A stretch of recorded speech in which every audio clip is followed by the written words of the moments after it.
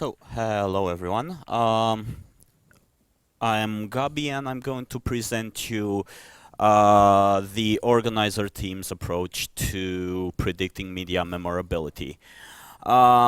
Basically, we decided to use two kinds of models and systems developed for image aesthetics and action recognition, and see if we can adapt them to the task of predicting media memorability. Basically, we went on two separate ways for this, either retraining the original model or extracting deep features from the networks and using those features for memorability prediction. Also, the last step here was using some late fusion approaches on the best performing system and see if they improve the results. This is a general outline of the system. So as I told you, we either have aesthetics on run 1 or this whole branch here, which deals with action recognition.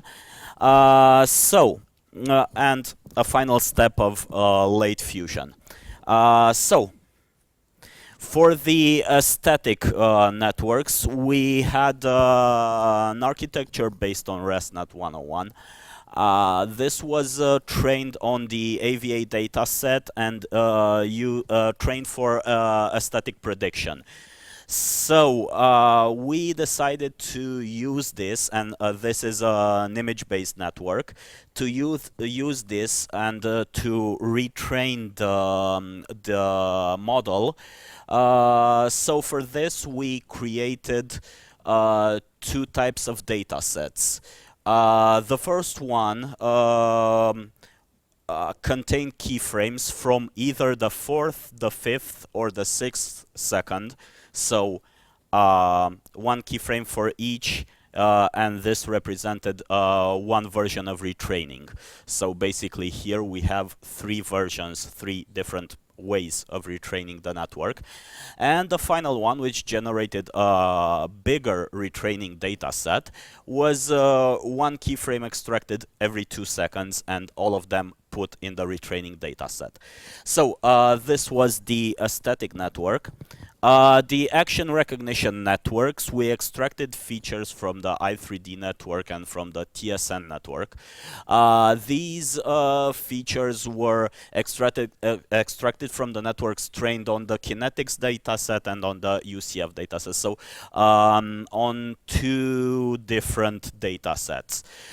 Furthermore, we some initial results showed that it is possible that these results are too low, so we decided to augment these features with some of the pre-provided C3D features.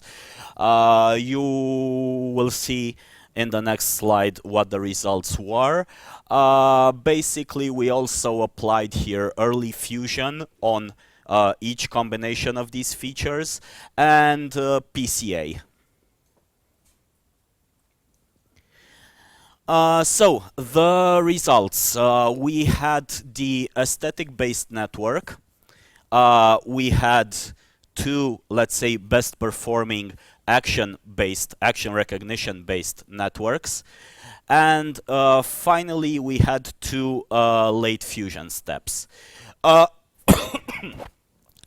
Basically here, the best performing method was the one that used TSN features and i3D features. So it was an early fusion combination here. Then we had the late fusion approaches, and again here the best run were also the best two runs before applying late fusion.